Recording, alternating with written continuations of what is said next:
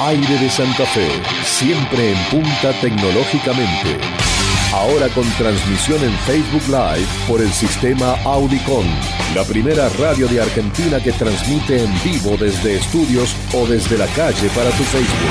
Si seguís el Face de Aire de Santa Fe, te va a llegar una notificación que te advertirá que nos podrás ver en vivo, no solo por Aire TV, también en Facebook. Primeros en Argentina, Aire de Santa Fe, la radio del futuro en el presente. Estamos en vivo, ya está nuestra entrevistada en línea, Diana Cohen Agrest, titular de la Usina de Justicia, pero puntualmente tiene un montón de elementos importantísimos para marcar, para resaltar, docente e investigadora de la Facultad de Filosofía y Letras de la Universidad de Buenos Aires.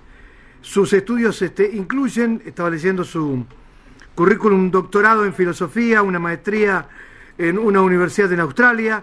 En el 2016, la filósofa ganó el premio Conex de platino por su labor en humanidades. Preside la Asociación Civil Usina de Justicia, que acompaña a las víctimas de homicidios, y tiene 4 libros. El primero de ellos me dejó pensando muchísimo porque justamente el título es ¿Qué piensan los que no piensan como yo? 2011, reeditado hace poco tiempo atrás. Después hay 3 más y uno tiene que ver con su historia personal, ausencia perpetua, inseguridad y trampas de la, entre paréntesis, injusticia. Estamos por Aire de Santa Fe, la pueden ver puntualmente a quien vamos a entrevistar a través de Facebook Live, es decir, tenemos casi 291.000 personas a las que les llega esta notificación y la pueden ver ahí. La pueden ver por Aire TV, somos la única radio que genera contenido de imagen a través de los celulares, desde la calle, desde los estudios, en www.airedesantafe.com.ar. Vamos a salir en Instagram también y en Twitter. Todo esto se lo cuento a quien está en línea, a Diana, para que sepa que con mucho orgullo, esta nota la teníamos pensada hace 2 meses y muchas cosas hicieron que por ahí no pudiéramos dar con la posibilidad de charlar con ella. Luis Mino, mi nombre, desde Aire Santa Fe, le agradecemos profundamente y es un honor poder tenerla del otro lado y poder charlar este ratito con usted. Muchas gracias por estar allí. Buenos días. Buenos días, Luis Mino. Bueno, una pequeña corrección. De todo. No por soberbia, sino porque hay gente que se puede confundir porque me conoce hace muchos años. Tengo 10 libros escritos. Perdón. Lo que sucede es que los primeros fueron libros académicos de filosofía y de bioética y por eso quizás no llegaron a gran público. Pero soy la misma persona, simplemente lo aclaro por eso. No, pero muy bien.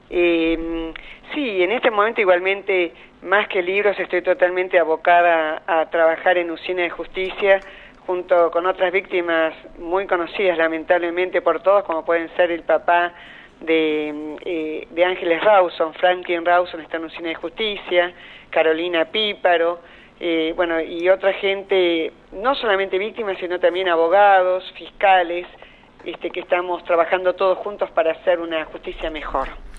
Hace menos de una semana, muy poquitos días atrás, ahora en este fin de semana largo, un chico de 20 años, Ezequiel Martínez, en un barrio muy popular de Santa Fe, se bajó de la moto, domingo de Pascua, 3:30 de la tarde, venía caminando una chica embarazada, 8 meses y medio, le puso la pistola en la panza y le dijo, mirá lo que tengo para vos.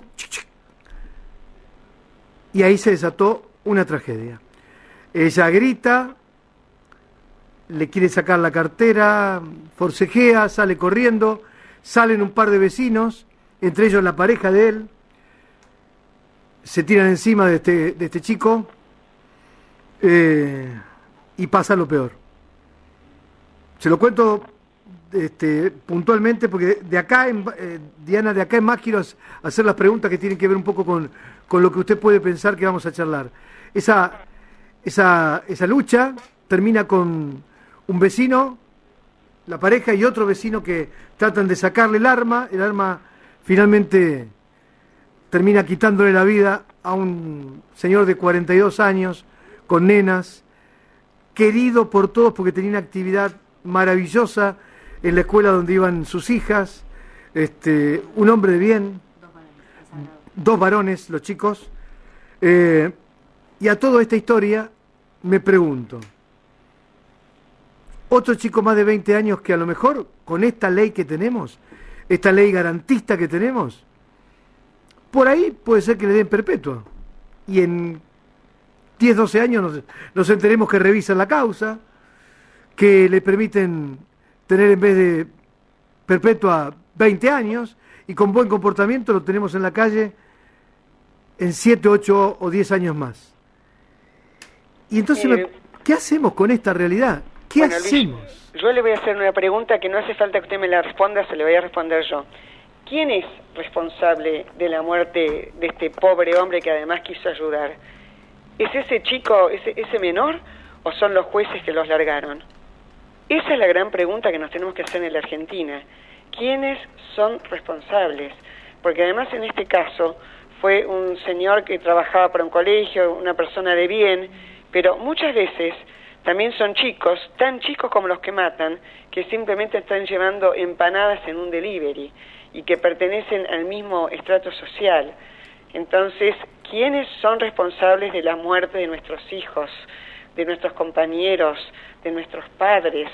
Entonces yo acuso a todo el sistema penal y en particular a los jueces penales que excarcelan a delincuentes con el amparo de que lo hacen conforme a derecho, cuando en realidad eso es una mentira, porque no es conforme a derecho nada, porque el derecho no dice nada de lo que ellos pretenden decir que dice el derecho.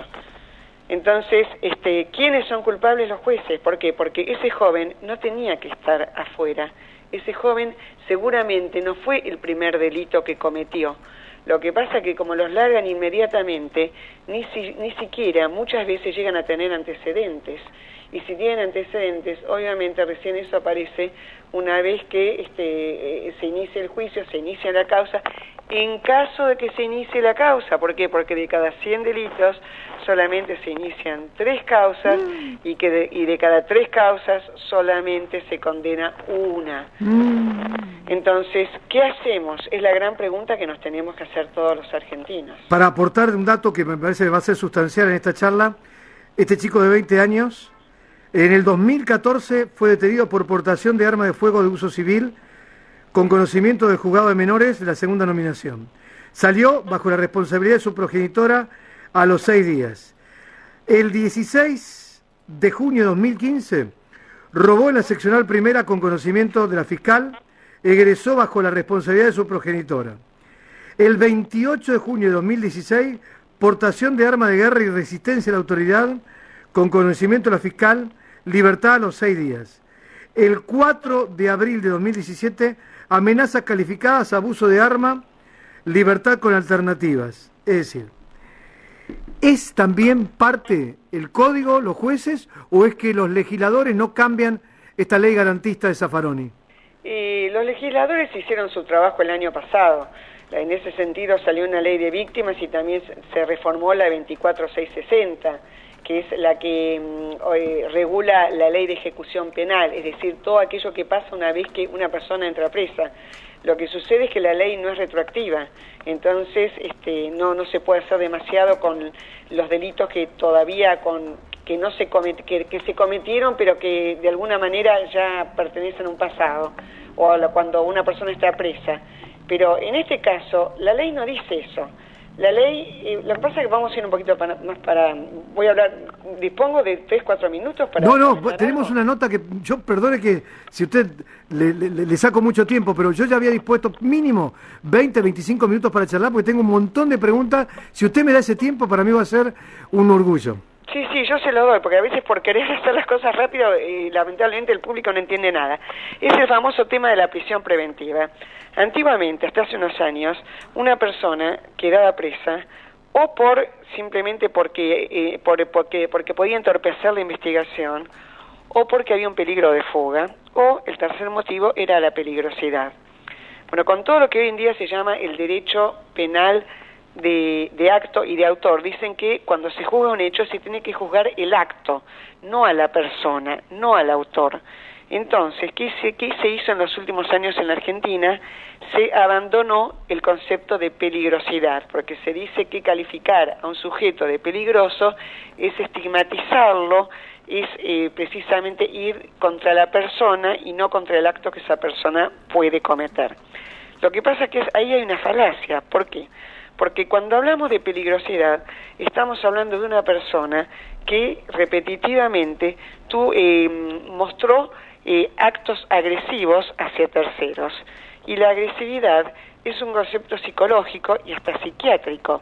Entonces, cuando amparando a estos individuos, un juez libera, excarcela a una persona que está con armas y que además repetitivamente lo hizo, entonces se ampara en que no hay ni peligro de fuga ni tampoco entorpecimiento de la investigación. Y como el concepto de peligrosidad lo descarta porque es estigmatizante, entonces una persona con semejante prontuario está libre. Entonces esa persona debería estar presa. Si no quieren usar la palabra por ser estigmatizante peligrosidad, usen la palabra agresividad, que es una palabra además de psiquiátrica. Entonces, ya que son peritos los que revisan a estos individuos, entonces incorporemos definitivamente toda la ciencia psiquiátrica al derecho. Y le voy a hacer un comentario más hablando de esto. Usted sabe que en la provincia de Buenos Aires, durante muchos años, cuando el juez se presentaba un juez a un informe, ese informe tenía que ser positivo, porque los jueces tenían la obligación de no recibir informes negativos. ¿Qué significa esto? Que si un psiquiatra escribía un informe negativo sobre un preso, entonces no lo podía presentar al juez. O sea, ¿Pero cuál es la razón? ¿Cuál era la razón? Y para que el juez no tuviera argumentos para dejarlo adentro, porque si solamente recibe informes positivos que hablan del buen comportamiento del preso, del interno, como se dice, entonces lo puede largar en cualquier momento. ¿Pero y quién daba esa orden de que llegaran solamente los positivos? Y bueno, no lo voy a decir, pero era una orden realmente dada desde arriba. Ah, bueno. Entonces, incluso ha sido presentado ante las autoridades por jueces actualmente jueces de ejecución en actividad. Entonces, fíjese cómo estamos. Le voy a dar un caso más. Cuando fue el juicio de Axel López, ¿usted se acuerda de Axel López? Es el mismo que dejó entrar a Fructuoso González, el que quemó a la familia de Matías Bañato, el mismo que liberó al que después terminó violando y matando a Soledad Barnia, esa chica que vivía cerca del Cid Campeador, cuyo papá también está en usina de justicia, el mismo que fue excarcelado y lo mandaron al norte y se hizo remisero y terminó matando a Tatiana Colosies. Bueno, cuando fue el juicio a Axel López, hubo toda una serie de personajes preclaros de la República Argentina, entre otros el doctor Gil Lavedra, Leandro Despuy, pero también Muñolo, ¿se acuerdan que permitía batallón militante en las cárceles? Claro. Y también Aslanian. Bueno, todos ellos mandaron al diario Clarín una nota justificando el proceder de Axel López y además declarando que no se tenía por qué hacer un juicio a un juez penal.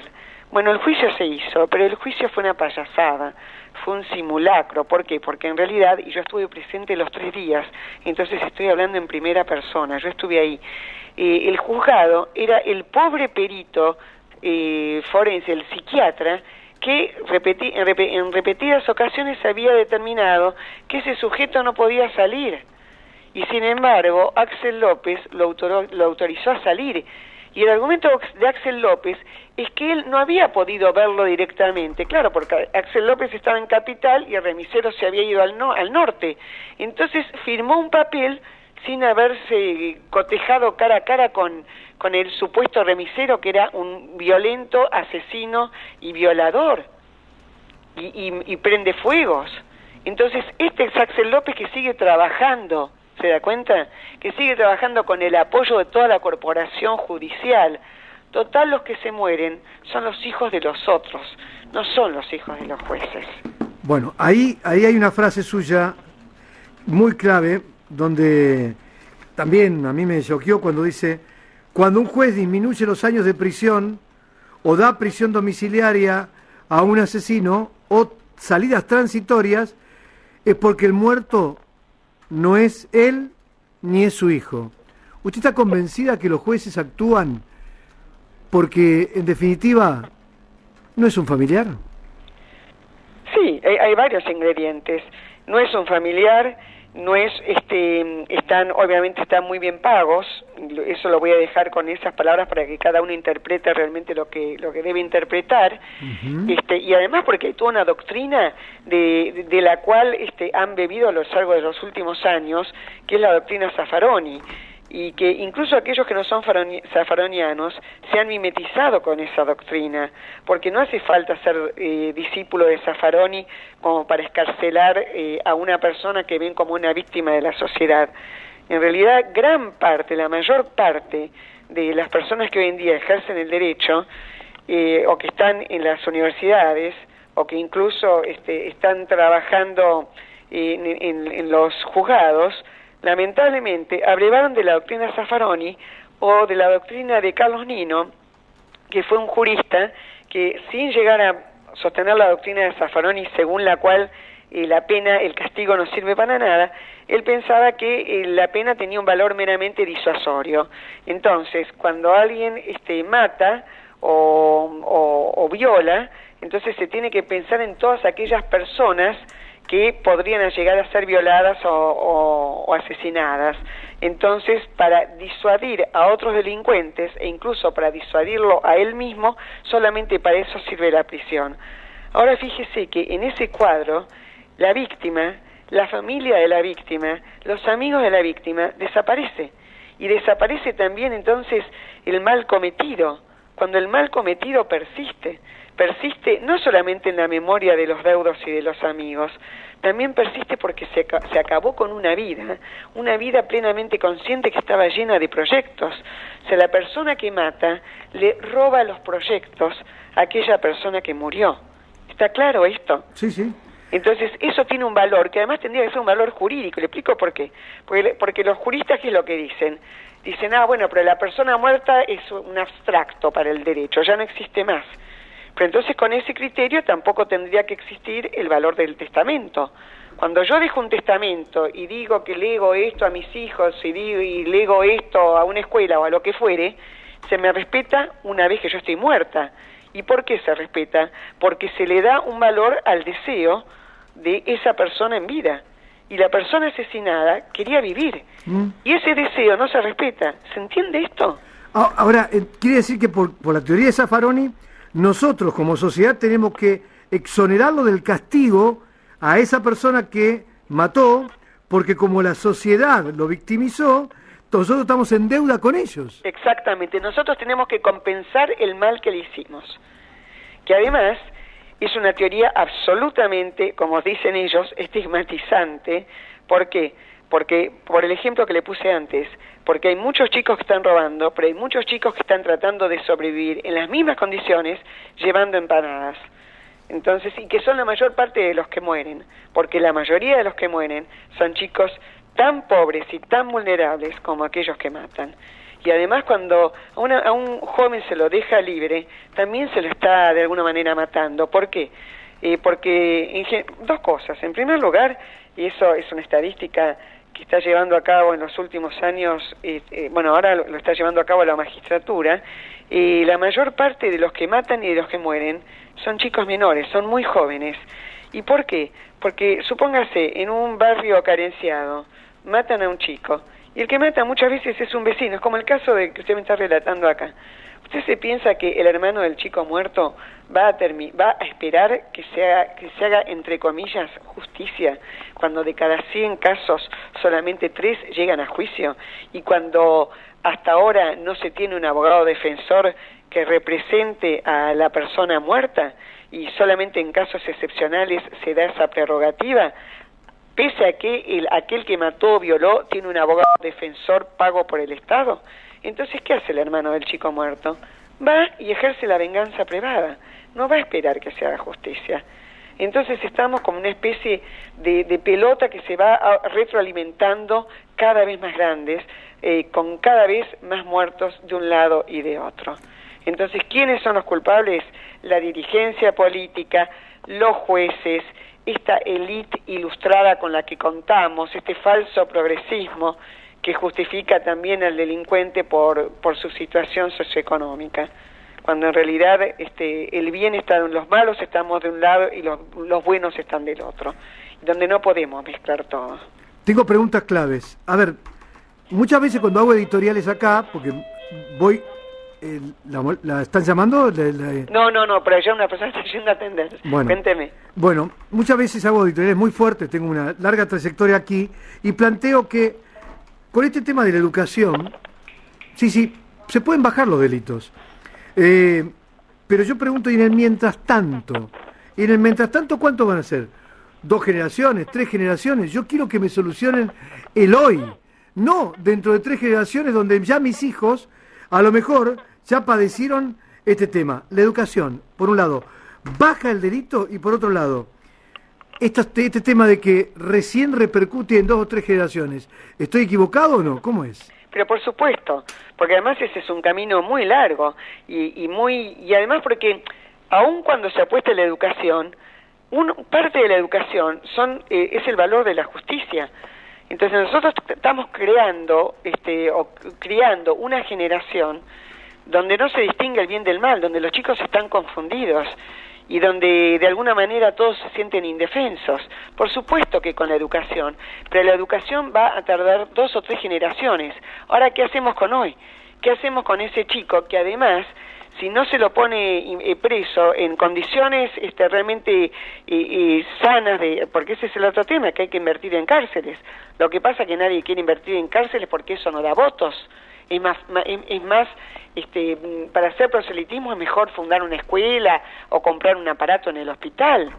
Pero entonces tenemos que dar ese paso, porque mientras tanto la gente se está muriendo, los chicos se están muriendo, los viejitos se están muriendo, nosotros estamos muriendo, y además estamos creando una generación que está atravesada por la bronca y el resentimiento, porque le mataron a un hermano o porque un hermano está preso, y además porque también estamos dejando en riesgo a un chiquito, y acá tengo en mente una cosa precisamente, algo que pasó en Santa Fe. ¿Usted se acuerda hace un año atrás más o menos, no recuerdo exactamente, un chiquito de 9 años que estaba en un búnker de parado arriba del techo? En Rosario fue eso. Eso fue en Rosario. Un chiquito. Tremendo. Entonces, a ese chiquito se lo hubieran agarrado, hoy estaría vivo. Entonces, ¿qué favor le hicieron escarcelándolo, dejándolo libre o permitiéndole que siguiera en la vida del delito? Hay otra duda que tengo. ¿Por qué va tan poca gente en las marchas? Porque acá, cada vez que se da una marcha de aquellas personas con familiares producto de homicidios, son 50, son 60, son 80, a veces 30, a veces apenas 20 personas. Acá tenemos casos emblemáticos de situaciones dramáticas. Ahora, con el Ni Una Menos, era una situación... No voy en contra del Ni Una Menos, por favor, ¿eh? No, que no se me interprete mal. Lo di como ejemplo para marcar la diferencia tan abismal. Por un lado, 5.000, 6.000 personas, pero cuando te hablan de homicidio, de inseguridad, en las encuestas aparece como uno de los 3 temas más importantes de hace años. Pero cuando la gente tiene que ir, no va. Bueno, yo pienso exactamente como usted, y también no es que estoy en contra de la marcha Ni Una Menos. Lo que pasa que como el problema de la seguridad es muy, muy difícil de resolver, lamentablemente, y además porque la gente no se quiere identificar con alguien al que le mataron un hijo o un hermano, entonces hay como que hay una negación inconsciente pensando de que, bueno, a mí no me va a pasar, entonces no me quiero identificar con eso. En cambio, ¿qué pasó con toda la problemática de género? La problemática de género es una problemática importantísima que se viene trabajando desde hace años, que además es una agenda importada, que está importando el gobierno. ¿Por qué? Porque en Europa, por ejemplo, en países como Finlandia, Noruega, incluso en España hay un índice de homicidio de 1, y sin embargo, y no sé si de femicidio es más alto. Entonces están importando una agenda de países donde lo que hay fundamentalmente son homicidios intrafamiliares y femicidios. ¿Y por qué? Porque la agenda de género da mucho más rédito. ¿Por qué? Porque la agenda de género, hay toda una generación de jóvenes que además confunden, incluso en el marco de la propia agenda, lo que es defender la problemática de género. A mí me tocó, incluso lo escribí para la revista Noticias, ser partícipe de una marcha, la primera en el año, creo que fue en el año 2014-2015, donde estaban incluso Aníbal Fernández y gente que era responsable en el gobierno, todos con el cartelito Ni Una Menos. Y ahí era muy triste ver, ¿por qué? Porque por un lado estaba toda la gente de izquierda, Cosecha Roja, con grandes carteles armados, y por otro lado estaban esas familias humildes con una fotito hecha en la casa, con primor, con el palito de madera, que estaban reclamando por una mujer muerta por su marido. Entonces, creo que esa grieta, incluso de clase, que había en la marcha, eso después se trasladó a la agenda de género. Porque fíjese usted, además que es una agenda que funda una nueva grieta. Y le voy a explicar por qué. Porque no es que solamente va poca gente si hay una marcha por la inseguridad y van muchas si hay una marcha por cuestiones de género, sino que además, por ejemplo, se dio una indemnización a los hijos de los femicidas, cosa que me parece muy bien, aclaro, porque eso es un hogar que se queda sin una madre. Pero fíjese que no le dieron la misma indemnización a los hijos de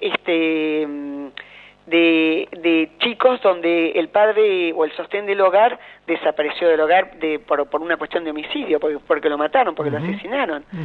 Entonces, ese chico que queda sin un padre y que muchas veces la madre tiene varios hijos que mantener, es tan vulnerable como ese otro chico que le mataron una madre. Exacto. Y sin embargo, eso no se toma en cuenta por el gobierno.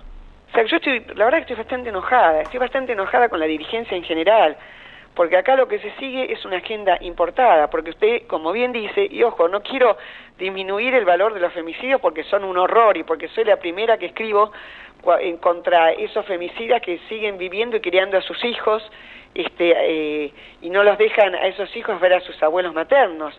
Pero lo que quiero decir con esto es que la agenda pública está tomando partido por una clase de muertos y no está tomando partido por los otros, cuando en realidad están todos tan muertos de la misma manera, y es un horror. Entonces, eso es lo que tenemos que trabajar desde la ciudadanía. Si me permite, yo voy a hacer un pequeño aviso. Hay un libro que yo escribí que se llama Ausencia Perpetua, creo que usted lo mencionó. Sí. Bueno, ese libro, hay mucha gente que nos escribe y dice, uy, no lo consigo donde estoy. Les comento a la gente que pueden escribir a usinadejusticia.org.ar solicitando el libro. Cuando son de Santa Fe nosotros tenemos que pagar en realidad el correo y lo estamos dando a la gorra. Es un libro que sale más de 600 pesos al público, pero lo estamos dando a la gorra, y aquellos que quieran conocer la doctrina Zaffaroni, van a través del libro van a poder conocerla. Es un libro de mi autoría, que además el dinero recaudado en realidad va para Usina de Justicia, que es una organización civil donde en realidad no recibimos ningún tipo de apoyo de ningún gobierno, y estamos tratando de ayudar a las víctimas de homicidio, que son aquellas abandonadas precisamente por gran parte de la opinión pública y también por la dirigencia. Cuando, y eso lo quería comentar antes, hay entre 200 y 300 muertes por femicidio, que es un horror, nuevamente lo digo, y hay 3.000 muertes por homicidio. Entonces, usted fíjese que son 10 veces más graves las problemáticas de homicidio por un celular que se roba en la calle que los femicidios, a pesar de que tienen que ser todos atendidos por igual, que es eso lo que yo estoy reclamando. Hay una oyente de las tantas que están llegando ahora que me parece interesante leer, se llama Claudia. Dice, estoy escuchando y dice lo que pienso Luis. Pienso en mi familia, siento un dolor tan profundo por la injusticia, y sé que mi padre pensaría lo mismo. No fueron justos con nosotros y ese asesino sigue libre para seguir matando, impune y protegido. Me dan ganas de llorar, y lloro por mi padre, mis hermanos y como tantos otros. A ella le mataron su papá. Es un caso muy duro, Roberto Tira. Acá te roban, te violan, reclamás y nada. Conocés y ves a quienes te roban, te ultrajan. Actuás en legítima defensa y terminás preso como cualquier delincuente. Y los verdaderos asesinos y delincuentes afuera, protegidos por las comisarías de las zonas, por los fiscales que no se juegan y por los jueces que mal administran las leyes. Por supuesto, bueno, dígale, Alicia se llama. Claudia. Bueno, que nos escriba, a ver si podemos hacer algo desde acá. Nosotros tenemos gente de Santa Fe que se ha acercado, de la provincia, bueno, a ver si se puede hacer algo realmente. Nosotros estamos para ayudar precisamente a todos aquellos que atravesaron por la misma situación que nosotros mismos atravesamos. Pero esta injusticia la estamos viendo en el día a día. Déjeme preguntarle un par de cositas importantes. Sí, cómo no. Perdón por la fuerza quizás que tienen estos términos que voy a utilizar, o por lo fuerte que pueden llegar a ser. ¿Hay una justicia perversa en Argentina? Esta Argentina que tiene hoy una justicia totalmente desacreditada, ¿es perversa? Pero por supuesto. Fíjese un dato muy elemental. Con todas estas injusticias que se cometen en el día a día, ningún jury, ningún acto de destitución, ningún juicio, juicio a los jueces prospera, a pesar de que se hacen barbaridades. ¿Se acuerda usted del juez de Gualeguay? Cuando se le quiso hacer, Villafani, si no recuerdo, se le quiso hacer un juicio y prácticamente no prosperó. Ni hablemos de Axel López, ni hablemos de Sallari, ni hablemos de tantos que se intentó hacer algo y no se puede hacer nada. Es una corporación cerrada que nos tiene cautivos a nosotros, la población, porque no podemos hacer nada. Entonces creo que tiene que haber mucha presión social, es lo único que podemos hacer. Una presión social enorme, que la gente realmente salga a la calle, que se solidarice, porque yo sé que es más fácil ayudar a una asociación que da un vaso de leche en un colegio, porque uno se siente bueno. Y en cambio cuando uno ayuda a una asociación o incluso ayuda a un vecino en esta situación, precisamente tiene miedo de terminar como este pobre hombre que murió por esta mujer embarazada. Entonces, pero creo que o nos salvamos todos o no se salva nadie. La noticia, otro tema que quiero tocar, autoridad y autoritarismo. ¿Cómo se manejan estos términos para marcar autoridad y no ser autoritarios? Bueno, esa es una confusión que nosotros heredamos de cuando se terminó la dictadura. Lamentablemente a partir de ese momento, yo no voy a juzgar lo que pasó 40 años atrás, porque en ese contexto, porque sería anacrónico, porque en ese momento quizás era lo necesario, pero lo cierto es que las políticas de seguridad que se llevaron a cabo en ese momento, que confundieron cualquier forma de autoridad con autoritarismo, nos dejaron sin modelos esenciales para una sociedad como puede ser la del maestro, la del policía, la del médico, todos los cuales, tenemos trabajadores, ya no tenemos maestros, tenemos policías que los matan como a moscas, y tenemos también médicos que tienen que operar a punta de pistola, ¿no es así? Entonces se destruyeron los modelos de la sociedad, y también se legisló de una manera que realmente cuyas consecuencias estamos viendo nosotros ahora. No solamente la Constitución de 1994, que adhirió a los tratados internacionales que se interpretan mal. ¿Por qué? Porque los tratados solamente mencionan 2 tribunales que tienen que revisar una causa. En cambio acá en la Argentina, apelando a dichos tratados, se usan hasta 5 o 6, pero que también nos ataron. Y además el error fue de la Argentina de no poner ciertas restricciones a esa adhesión a los tratados. Y después, en el año 1996, que precisamente se promulgó la ley 24660, que se acaba ahora de reformar, que permiten, las salidas transitorias y el 2x1 en su momento y todo lo demás. Y fíjense lo que es la voluntad política. Cuando durante muchos años el 2x1 estuvo vigente para delitos comunes, ahora cuando iban a alargar a los represores, en una mañana el Congreso todo se puso de acuerdo, ahí no hubo grieta. Fíjese lo que es el corporativismo. y lo que es realmente el sesgo ideológico, no solamente en la justicia, sino también en el Congreso. Y así estamos. Total, los que ponemos el cuerpo somos nosotros. Una más. ¿Se puede bajar el delito? Digo, cambiando el Código Penal, cambiando el Código Procesal Penal, ¿se puede pensar en un cambio? Sí, por supuesto. En muchos lugares se bajó el delito.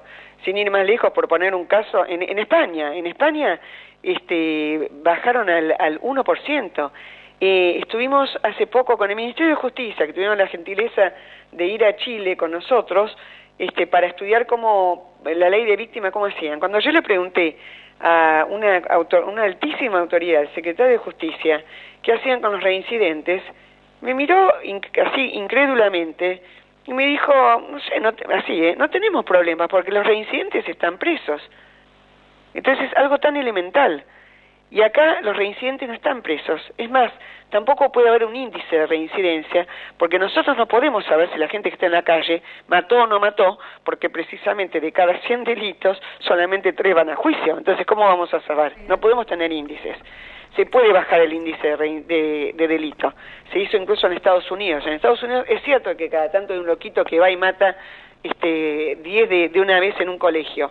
O, por ejemplo, en Miami hay zonas donde hay maras, de grupos armados que se matan entre ellos, pero nadie mata por un celular, a pesar de que es un país terriblemente desigual. En Cuba tampoco se mata por un celular, en China tampoco, y en ningún lugar del mundo, solamente en América Latina, donde entró la teoría Zaffaroni y este buenismo tarado que está matando a los chicos en esta región del globo, que es la región donde paradójicamente más subió la riqueza, pero también más se mata. Entonces, ¿cómo se disminuye hay un experto que pueden consultar, que está en Usina de Justicia, que se llama Martín Echegoyen Lynch, también lo pueden buscar porque él publica permanentemente en distintos diarios, en Clarín, también en Infobae, en el portal, donde él precisamente él trabajó en Estados Unidos y hay distintas maneras. Por ejemplo, la teoría de lo que se llama los 3 golpes, ¿no? O sea, que el primero no se hace nada, el segundo y el tercero una persona va presa. O sea, como que se le da 3 oportunidades. También lo que se llama la teoría de las ventanas rotas, según la cual, si uno deja un vidrio sin arreglar, dice, bueno, no pasa nada, es un solo vidrio. Pero un solo vidrio, después también uno tolera el segundo vidrio, después el tercero, después el cuarto, hasta que al final termina todo el edificio roto. Eso es lo que pasa también con el delito. En la Argentina toleramos el delito, nos acostumbramos al delito, lo incorporamos dentro de la costumbre, de las costumbres locales, y hoy estamos viviendo lo que estamos viviendo. Entonces, por ejemplo, otro tema que usted no me preguntó, pero que me voy a atrever a comentar. Esta es mi manera de pensar. El tema de la minoridad, los menores. En Inglaterra, cuando una persona mata, independientemente de la edad que tenga, esa persona va presa. Acá no. ¿Por qué? Porque se considera que hay un número mágico que puede ser 15, 14, 16, lo que fuere, para que esa persona no vaya presa.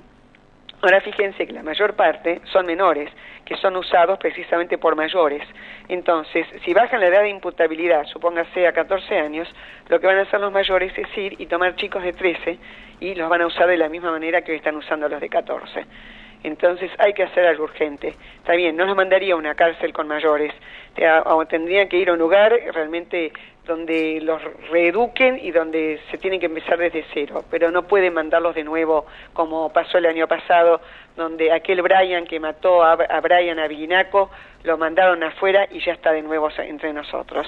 Y cuando es la progenitora la que se hace cargo, como usted me comentaba antes, también tiene que ir presa la progenitora. Ahí empieza a cambiar esto. Cuando te toca a vos, porque si no siempre zafamos. Sí. Una pregunta. Ustedes presentaron un plan, no sé si la palabra es plan. Sí, un programa de saneamiento de la justicia. Bueno, y se lo entregaron a alguien que nosotros conocemos profundamente, porque además fue intendente de la ciudad, porque es vecino, viene los fines de semana a Santa Fe, que es el doctor Horacio Rosati. ¿Ustedes charlaron personalmente con Rosati? Bueno, yo le cuento.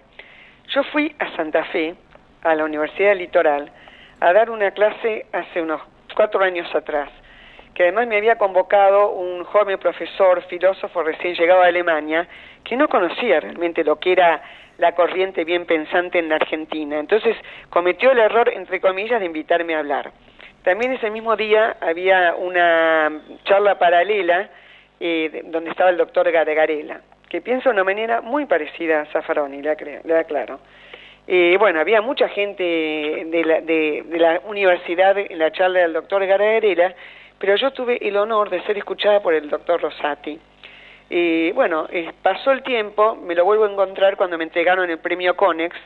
Él también recibió un premio Conex. Entonces yo me acerco a acercarle para entregarle mi libro, Ausencia Perpetua, y él muy educadamente me dice que me da su tarjeta, que me espera cuando quiera ir a verlo. Entonces debo reconocer que hace un par de semanas atrás, el día lunes llamé y el día miércoles ya tenía la respuesta. Lo fuimos a ver, hicimos la entrega de ese programa, pero cuánto se podrá hacer realmente lo desconozco, porque usted sabe que, bueno, porque la Corte Suprema también tiene sus propios encuentros, ¿no es así? Sus propios encontronazos, en realidad.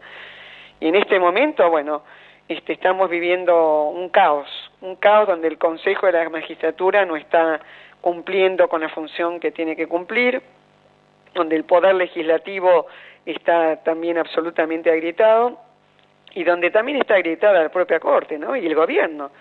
Entonces, yo creo que en lugar de la justicia y los otros poderes del Estado ser servidores de la ciudadanía, lamentablemente nosotros estamos, ¿vio como en una familia mal avenida que los padres se pelean adelante de los chicos? Bueno, estamos viviendo eso, porque la verdad que la dirigencia ejerce un paternalismo aberrante sobre nosotros y nosotros asistimos impávidos, impotentes, a esos padres que se están peleando por el poder en este caso. La última, que sería el bonus track de como en todo CD hay un bonus track, una última. ¿Y los derechos humanos para quiénes están? Los derechos humanos han sido pervertidos. Nos han robado los derechos humanos, porque los derechos humanos, de acuerdo al poder de turno, son los jóvenes idealistas de los 70, o son en este momento las mujeres que son, ya no voy a decir piropeadas, ¿no? Porque hasta eso se está llegando con esta agenda absurda. Pero los derechos humanos son de todos menos de los muertos y de sus familiares. Entonces creo que tenemos que reconstruir la noción de derechos humanos.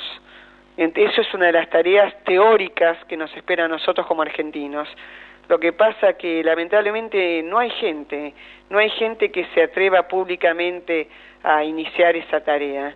O sea, necesitamos gente pensante, gente que reflexione a partir de la experiencia nefasta que vivimos en los últimos años, para que sin defender a unos o a otros, porque es totalmente independiente de a favor de quién se está, pero creo que se debe reconstruir el verdadero concepto de derechos humanos, que son derechos universales que caben para todos los seres humanos y no solamente para aquella secta que por una cuestión de poder logró subirse a donde hoy están. En este diálogo tan rico, mire, le voy a leer uno de los tantos que tenemos. Dice: excelente, excelencia total, qué nota con palabras didácticas de la señora cultísima. Dice muy interesante tus preguntas, dice el 913. Bueno, de esto tengo para darle montones. Qué buena nota, felicitaciones, dice el 561. Cuántas cosas que nos enteramos. Hola Luisito, ¿cómo estás? Qué grande, qué verdades que acabo de escuchar. Qué bueno sería que como sociedad pongamos en práctica todo lo que terminamos de escuchar. Sería un país distinto. Bueno, y siguen llegando y llegando. Yo quiero hacer una salvedad.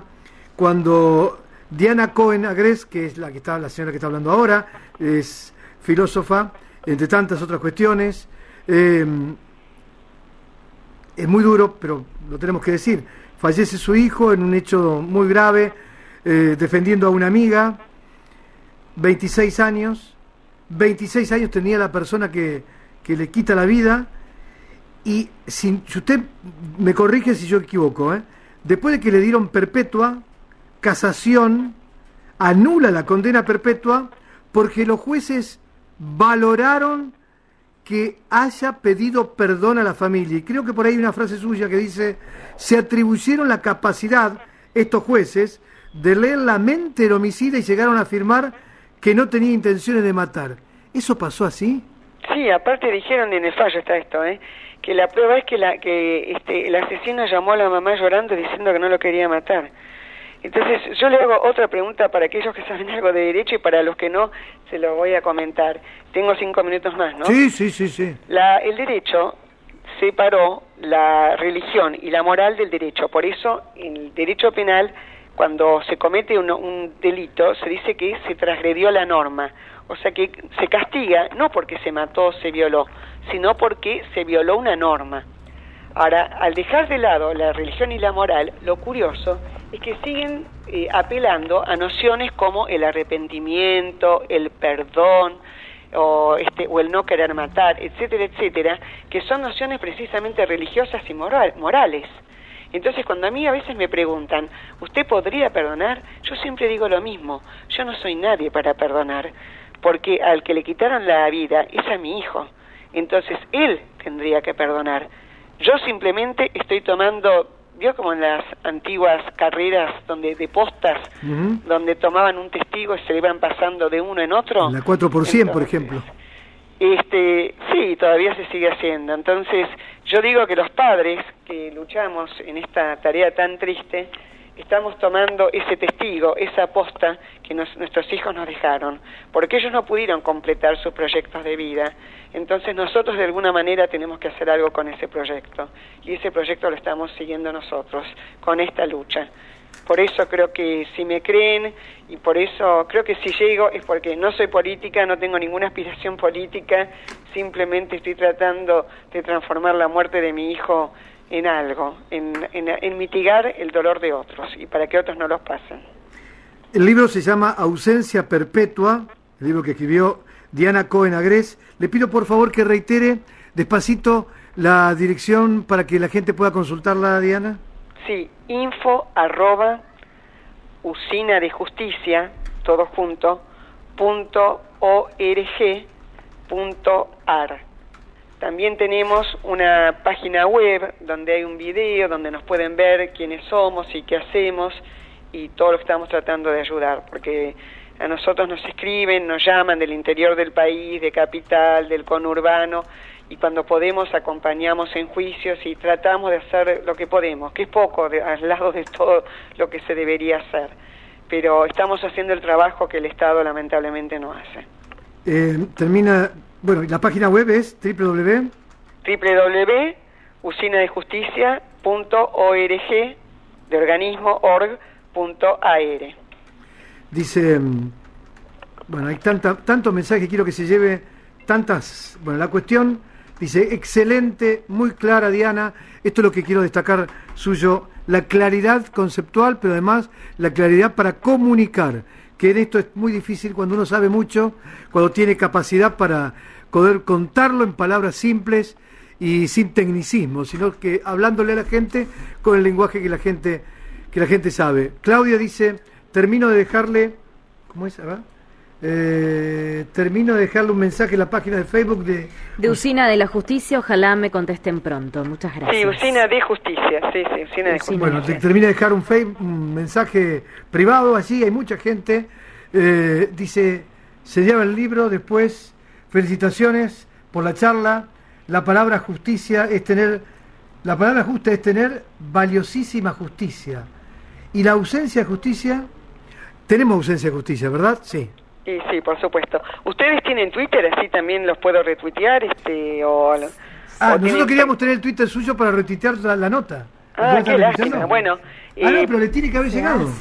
Ya le tiene que haber llegado. Sí, nosotros que hicimos fue ir tuiteando la nota y por supuesto arrobarla y obviamente etiquetar las imágenes que hemos capturado suyas de entrevistas anteriores con los conceptos más importantes desde ya. Por supuesto estamos en @aire de Santa Fe, que es nuestra cuenta oficial de Twitter. Perfecto. Aire de Santa Fe. Bueno, salimos por Facebook, estuvimos en Facebook Live, en Aire TV.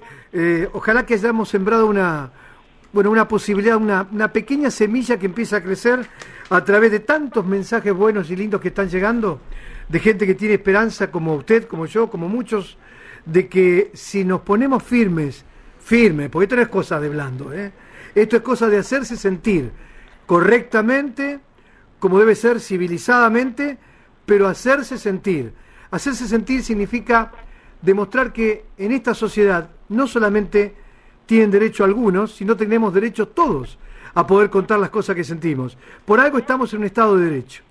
Bueno, sí, es así. Bueno, ojalá que podamos cambiar algo. Gracias. Desde Aire de Santa Fe le mando un beso gigante y espero que haya disfrutado de este momento. Bueno, gracias a ustedes. Diana Cohen Agrest, titular de Usina de Justicia, Asociación por los Derechos de las Víctimas contra la Impunidad. Hemos aprendido mucho con ella. Ha sido una charla larga, interesante, la vamos a revivir seguramente en los fines de semana, en algunos otros testimonios en la página web, también en los boletines, en las noticias. Pero está en nosotros cambiar, Está en nosotros pedirle a nuestros gobernantes que reaccionen, aunque nos cueste salir de nuestra casa, caminar, como hicieron ayer en Barrio Roma, que demostraron que no les cuesta. Y ¿podés ponerme los aplausos de uno de los audios? Y ayer se plantaron frente a la comisaría, y no se quisieron ir hasta que los atendieran. Ahí hubo una situación un poco complicada, porque el comisario y el jefe de zona querían recibirlos adentro, pero no afuera, y la gente les devolvió con este mensaje. Escuchen.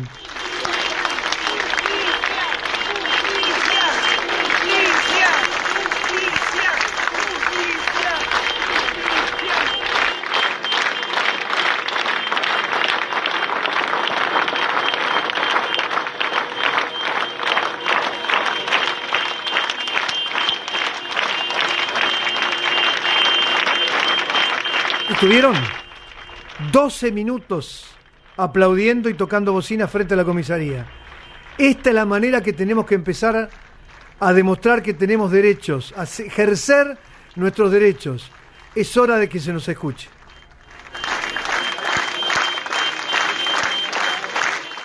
Aplaudimos lo que está bien y reclamamos lo que está mal. Aire de Santa Fe, independiente y libre, diente y libre. Diente y libre, diente y libre, diente y libre, diente y libre.